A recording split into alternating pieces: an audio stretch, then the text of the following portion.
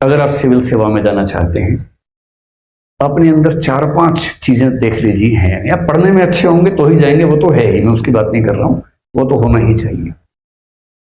सबसे पहली चीज ये है कि आप कंपैशनेट हों, करुणा से भरे हों, सहिष्णु हों, टॉलरेंट हों, आपके अंदर वंचित वर्गों को देखकर संवेदना का भाव आता हो, आप उनकी सहायता करना चाहते हो, आप उनको मुख्य धारा में लाना चाहते हो, सोशल जस्टिस के विचार से आपकी सहमति बनती हो, तो आप अच्छे सिविल सेवक बन पाएंगे। ये पहली बात है।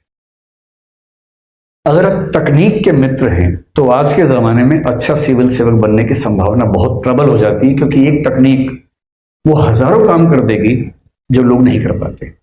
आप चैट जीपीटी की मदद से कितनी सारी फाइलों पे नोट इन ड्राफ्टिंग का काम कर लेंगे भविष्य में, जो करने के लिए हजारों व्यक्ति चाहिए। अनुवाद का सारा काम आजकल ऑनलाइन हो जाता है हमारे पास।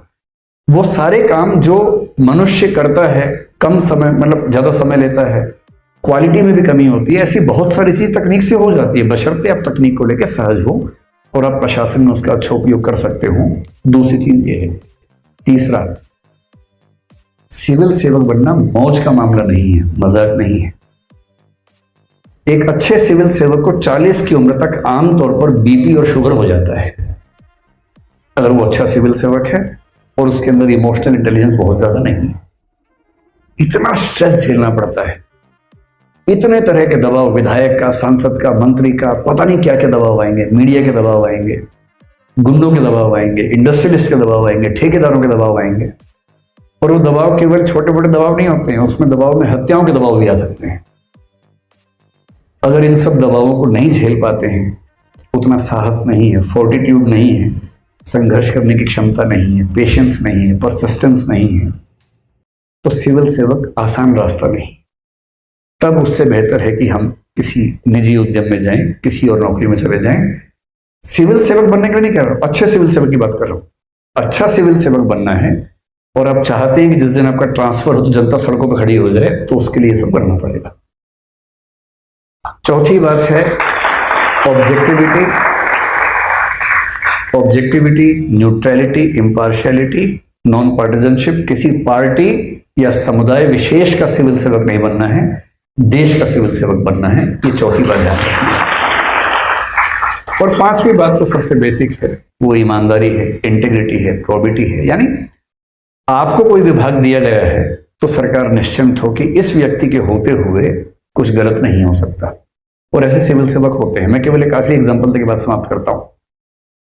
मेरा एक बहुत अच्छा मित्र आईपीएस है, काफी सीनियर रैंक पे अब है, घोर ईमानदार किस्म का व्यक्ति है। अच्छी बात क्या है उसके साथ, वो किसी पार्टी का सगा नहीं है, क्योंकि वो नॉन पार्टिजनशिप के मूल्य पे चलता है। लेकिन जिस राज्य में है वहां 2 पार्टियां सत्ता में आती हैं क्रमशः।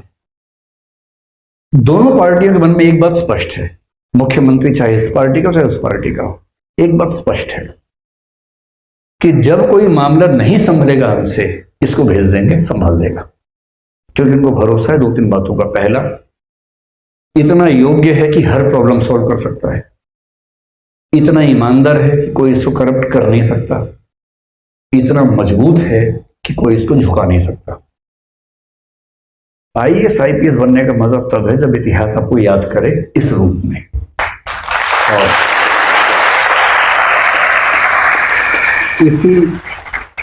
इसी के साथ मैं अपनी बात को विराम देता हूं। मुझे पता नहीं कितना समय हो गया, उम्मीद है कि जितना था उससे ज्यादा मैंने समय नहीं लिया होगा। ठीक है सर, मेरा क्वेश्चन ब्यूरोक्रेसी पे है। सर, जैसे कि ब्यूरोक्रेट्स होते हैं, उनको इतना निचोड़ने के बाद बनाया जाता है ब्यूरोक्रेट्स। और दूसरा है सर ब्यूरोक्रेसी सिस्टम। तो सर, मैं ये जानना चाहता हूँ कि प्रॉब्लम हमारे देश में ब्यूरोक्रेट्स में है कि ब्यूरोक्रेसी सिस्टम में है, या फिर उसमें लूप होल्स हैं। तो क्या उस लूप होल से किसी वर्ग का कुछ फायदा होता है, इसलिए उस लूप होल को हटाया नहीं जाता है? तो सर, इस पे आपका क्या विचार है? एक दृष्टिकोण होता है कि प्रॉब्लम इसमें है या उसमें है, उसके बाद की स्थिति है ये समझ रहे कि प्रॉब्लम इसमें भी है और उसमें भी है। जैसे मैं पूछूं कि प्रॉब्लम नेताओं में है या पॉलिटिकल सिस्टम में है, तो दोनों में दिक्कत है। हमारा लोकतंत्र डिमांड करता है कि वही व्यक्ति इलेक्शन लड़े जो 50 करोड़ रुपए खर्च कर सकता हो। जो 50 करोड़ खर्च करके एमपी बनेगा, उसे खर्चा निकालना भी पड़ेगा। करप्शन कहाँ से आएगा? वहीं से आ जाएगा। सिस्टम ही ऐसा है, उस सिस्टम में करप्शन का बीज पहले ही पड़ जाता है। ठीक वैसे ही ब्यूरोक्रेसी में जब आप कह रहे हैं कि बहुत निचोड़ते हैं उम्मीदवार को, पहली बात तो ऐसा है कि निचोड़ते हर फील्ड में भारत में है, क्योंकि कंपटीशन ज्यादा है। एक खिलाड़ी को आईपीएल खेलने के लिए आपसे ज्यादा निचोड़ना पड़ता है, एक नेता को एमएलए बनने से पहले आपसे ज्यादा निचोड़ना पड़ता है। किसी भी फील्ड में एक स्टार्टअप करने वाले को तो आपको अंदाजा होगा, उसके निचोड़ने की कोई सीमा जिंदगी भर नहीं होती है। आप तो आईएएस बन गए, कम से कम 35 साल की सुरक्षा है। स्टार्टअप करने वाले के पास कितना भी सफल होने के बाद एक दिन की भी सुरक्षा नहीं होती है। तो इस बात को मन से निकाल दीजिए कि आप ज्यादा निचोड़े हैं। सब निचोड़ रहे हैं अपनी अपनी जगह। सिविल सेवक भी निचोड़ के आते हैं, सब निचोड़ के आते हैं। जो इस कॉलेज में लेक्चरर्स हैं उनसे पूछिए कितने साल निचोड़ने के बाद नौकरी मिलती है। आसान नहीं होता है। आपको आश्चर्य होगा, मेरी उम्र 50 साल है। मेरे बैचमेट दिल्ली विश्वविद्यालय के 95 में मैंने एमए किया था डीयू से। ये नरेंद्र जी मेरे बैचमेट हैं एमए के। उस समय के लोग अभी नौकरी ढूंढ रहे हैं। मैं मजाक नहीं कर रहा हूं। मेरे बैच के कुछ लोग आज भी इंटरव्यू के लिए जाते हैं कि उनको नौकरी मिल जाए। निचोड़ना ये होता है। आईएएस में तो बहुत कम निचोड़ना है, 6 साल मैक्सिमम है। और अगर आप पढ़ने में अच्छे हैं तो इस बात से फर्क नहीं पड़ेगा कि आपको कोई जानता है कि नहीं जानता है, आप कैसे हैं। मूल्यांकन में वस्तुनिष्ठता मतलब सब्जेक्टिविटी आ जाएगी, ऐसा नहीं है। अगर आप योग्य हैं तो निकल ही जाएंगे सिविल सेवाओं में, कम से कम ये बहुत अच्छी बात है। तो इस बात को, ये जो पत्थर आपके सीने पे रखा हुआ है ना, हटा दीजिए उस चीज को। सब निचोड़ रहे हैं, पूरा देश निचोड़ रहा है, आप भी निचोड़ेंगे, इतनी सी बात है। और बुरे कुछ सिविल सेवक व्यक्ति भी होते हैं, सिस्टम भी है। सिस्टम में क्या है कि डिस्क्रिशन ज्यादा है सिविल सर्वेंट्स के पास। डिस्क्रिशन का मतलब विवेकाधीन शक्ति। विवेकाधीन शक्ति ना दें तो प्रशासन चल नहीं सकता। विवेकाधीन शक्ति देते ही करप्शन का स्कोप पैदा हो जाता है।